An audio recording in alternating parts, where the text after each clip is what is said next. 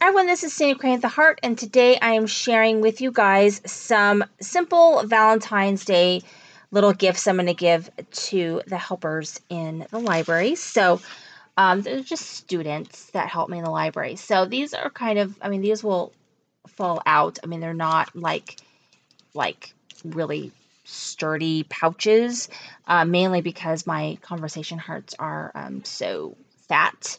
But inside each pouch is a blow pop and then the conversation hearts. And all I did was take the foam hearts from the Target dollar spot, put some hot glue on the bottom of it, and made a little pouch that I could just stick stuff in. And so just really trying to use up what I have. I really wanted to use up the foam hearts. So this is what I came up with. So all I did was put a doily on there and then decorate with a bunch of stickers that I had in my stash, mostly Main Squeeze and American Crafts, because we're getting to be the end of the Valentine's season. And so I really wanted to get this stuff kind of used up. So here's this one. This is with a unicorn. And we got this one using hearts. We have this one. So probably what I'll do is just lay them out on the desk, and the kids can just pick what they want. And so here we go.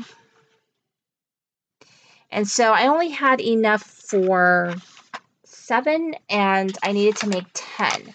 So I had gotten I think I hauled these from Hobby Lobby, and they're just cute little Valentine's Day bags, or Valentine's bags, and they were in their Valentine's section, and they came with this heart right here. So all I did was just put the heart on there, and then stickers also from Hobby Lobby from another project. And then I have a sticker on the back, and then just some washi keeping it closed. And inside, it's the same exact thing, just conversation hearts and a blow pop. Everybody gets the same thing.